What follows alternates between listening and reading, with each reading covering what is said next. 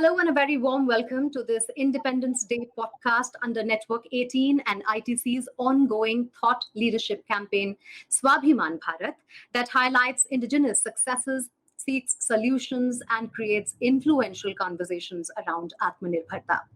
From Azad Bharat in 1947 to Aatmanirbhar Bharat in 2021, what have been the major milestones and learnings? Let's find out. Joining me today on this special podcast, Sanjeev Sanyal, Principal Economic Advisor to the Government of India, an internationally acclaimed economist, urban theorist, and best-selling author. Welcome to Network 18, Mr. Sanyal. Pleasure to be on your show. My first question to you, I know it is a difficult ask to summarize a lifetime of social economy of a country like India, but let's give it a shot. Our GDP since the colonial times till about the 90s has been downhill, and we did see a resurgence only after that. What did we do right and where did we go wrong in the last 74 years? Well, I mean, you would have thought that having become independent, our share in the world economy would begin rising. But the decline in our share of world GDP, which had started during the colonial period, continued for the first 50 years after independence. And, we have to take cognizance of the fact it was due to essentially very short-sighted socialist economic policies. Right in the 50s, people like Rajaji were warning us that you would end up with a license permit Raj, which is precisely what happened. But what is even more shocking is after it had clearly failed in the 60s and 70s, we kept up with it all the way to 1991. Only in 1991 that we finally began to open up. And it's a process that we are continuing to do to 30 years later.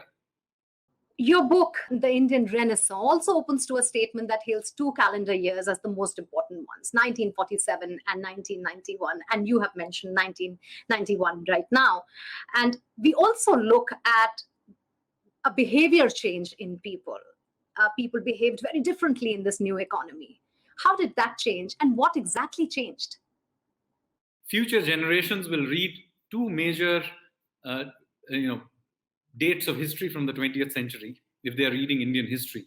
One will be 1947, when India became politically free, and 1991, when we began to get economically free, but I would argue more generally socially free as well. And the reason for that is very simple. Till 1991, we basically had a system where a tiny group of people, basically a small political elite and a bureaucratic elite, essentially could tell everybody what to do with their lives. And not just on economic life, but even other parts of your life were basically run by this small elite. Now in 1991, things changed because, of course, the then Prime Minister Narasimha Rao and his Finance Minister Manmohan Singh began to open the economy up. They began to de-license, but it's not just one point. It's a start of a process. And even till today, many of the reforms we are doing are part of the reforms that were started in 1991. So in 1991 to 93, basically what we did was de-licensing. But subsequently, you saw major reforms happening under Prime Minister Vajpayee. And then in the last 7 years, a huge amount of reforms, GST, Insolvency and Bankruptcy Code, and a host of other reforms that have been done in just the last 2 years, even despite COVID. So it's a process that we have got, and it's all about liberalizing this economy. And it's been a very successful step, so to speak, because our growth rate went up. We finally became an aspirational country. That brings me to the question, when we talk about the present, can you summarize the government's roadmap for achieving a $5 trillion Aatmanirbhar Bharat economy? What are the 2-3 key highlights that you can tell us about this plan? I think the most important thing to recognize is that when we did the reforms in 1991, it was not because of intellectual change or, the intellectuals of that time had suddenly changed their mind about the failures of the socialist system. What had happened was that the economy just collapsed. And so we had to change. Now, since then, we have done a whole bunch of reforms, mostly to open up the economy and withdraw the state from the things it should not do. And so here we find ourselves in 2021, where we have, to some extent, been able to open up the economy. We've finally got a new middle class. We have got a new emerging entrepreneurial class. But what we now need to do is we have of course opened things up, but we have still not come to the place where we are self-confident of ourselves to engage with the rest of the world. I mean, there may be some sectors here and there, like in software or something, where we are world players, but basically we are still very tentative about the rest of the world. So remember, the key thing to remember about Aatmanirbhar Bharat, when we are saying self-reliant, we are not talking about a return to pre-1991 import substitution. This Aatmanirbharta is about having the self-confidence to stand up and engage with the rest of the world. So we want to be a part of the global supply chains. We want the world to bring FDI into India. We want global multinationals to invest here, but we also want Indian global multinationals to emerge and to invest in the rest of the world. So we basically want to be able to engage with the rest of the world, but we want to do it in our own terms. So that is what Aatmanirbharta is about. And of course, this requires new reforms. And if you see, for example, we introduced something called the PLI scheme. That's a production-linked incentives. Now, that's a huge break intellectually for our policymakers. Why? Because till very recently, our policies in India were always somehow skewed toward discouraging scale. There is an inbuilt bias that everybody should somehow remain in their place, small, scale, maybe doing something in India. We have now broken out of that, and we are saying, we've got to have big Indian companies, and to do that, we need scale.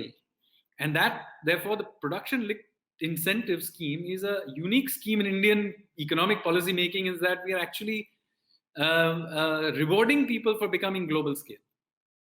So this is a mindset change, and Aatmanirbharta is just part of that worldview where we are saying that, look, let's go out there and try and be world class. So you put a lot of emphasis on the Indian middle class in your writings and how they have shaped India's progress also on various fronts. Now, one of the reasons we are calling our campaign on Aatmanirbharta as the Swabhiman Bharat campaign is because of the pride of the feeling of self-reliance and the feeling that it generates in the citizens of a nation. How do you see them contributing to Aatmanirbhar Bharat? Do you see a behavior change? Do you see them taking risks? Where do you see this modern middle class? You're absolutely right. In many of my writings, I talk a lot about the middle class, but specifically about the new middle class that has emerged since 1991.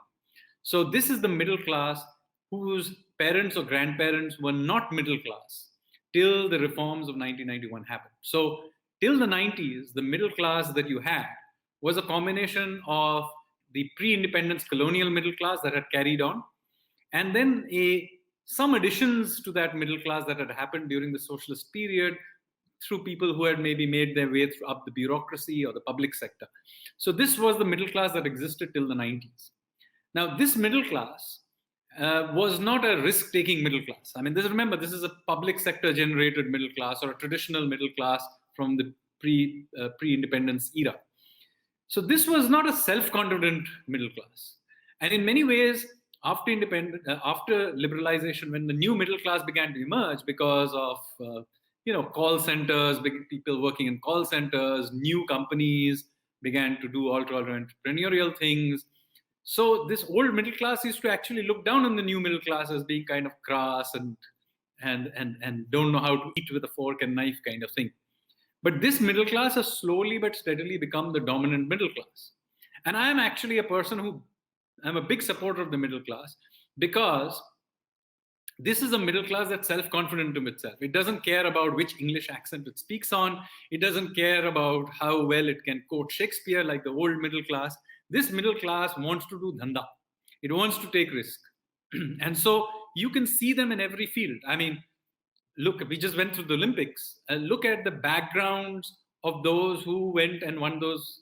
They are first generation middle class themselves. I mean, on the back of their sports performance, they have gone from being from the working class to being middle class. So this is the class that I actually think is the real driver of economic growth, because they don't come with any baggage. They are willing to go out there and take on the world. One often feels at times that a stumbling block for Aatmanirbharta, especially on the domestic demand side, is the perception of quality or the lack of it. Uh, don't you feel that the quest towards indigenization will succeed only when the best quality is delivered? So we need more world-class Indian resources. How do we go about building that? You're absolutely right. Atmanirbharta is not about going back to the ambassador car. I have no intention of going back to the ambassador car or on all the shoddy products that used to be produced in India through the public sector system. That is not Atmanirbharta at all. That is, in fact, dependence of another kind. So I think when we talk about Aatmanirbharta, we must talk about world class and leveraging ourselves to the pursuit of excellence. So that is why Aatmanirbharta is entirely open, for example, to foreign direct investment. Or Aatmanirbharta is entirely open to us competing in the rest of the world. It's not about hiding from the rest of the world at all. That was what was the pre-1991 worldview of import substitution. This Aatmanirbharta is a self-confident Aatmanirbharta. And when I'm saying we want to do the world's best, let me show you how we think about these things. Very often when something new comes, it can be expensive because it's quality. There is even today, an inherent sort of bias in our system will say, oh, we are a poor country, therefore we must go for something shoddy. So, if you try to upgrade, when first I remember when we were upgrading all our airports, the Delhi airport, Mumbai airport, we may be now proud of it. But when they first opened up, everybody said, oh my God, this is so elitist. Why are we going for the best? In our Swabhiman Bharat campaign, we have tried to include the social and cultural aspects of Aatmanirbharta as well, which cover sports, food, music, heritage, etc. Do you feel resilient economic growth is at the very heart of effective deployment of one's soft power resources? And how do we build global brands from it? See, I have always been of the view that you can't have any one kind of excellence or power in a silo. Every country, every civilization that is pursuing excellence will do so in multiple fields. If you take, for example, the European Renaissance, the European Renaissance wasn't just about art and culture, it was also about economic renaissance, scientific renaissance, and so on. So, if you any kind of sort of revival of India that we may be seeing right now cannot be done in a silo, and we are seeing that. You know, I just talked about, suddenly we are performing better in even Olympic sports, which we never did before. The same thing is true of, art, design, every other field. You go and look at some of the stuff that is done from the 1960s and 70s, and they are blatantly shoddy. I think, at least in some areas, we are attempting to do better. Let's talk pandemic. The pandemic's adverse effects on the economy are set to be felt for the next few years at least, and not just by us, but by the world. What, according to you, are the ways in which self-reliance is going to contribute to India's growth trajectory in a post-COVID world? And what are the lessons that we can learn at the moment, moving on with our Aatmanirbhar Bharat campaign? See, there's no doubt that the pandemic was extremely disruptive to both our health as well as our economic systems. So, like with the rest of the world, we have taken a knock. But I think in the end, we have also done a lot of changes and responses to that disruption. There's obviously the more immediate issue of managing the revival of the economy right now. And that is a demand revival part of the system that, there's fiscal and monetary policies have been put in place to sort of wean our economy back to a better demand situation so that we can revive the economy. But longer term, the thing that will drive the economy is whether or not you're able to deal with the post-COVID world. Because remember, the post-COVID world is not a reinflation of the pre-COVID world.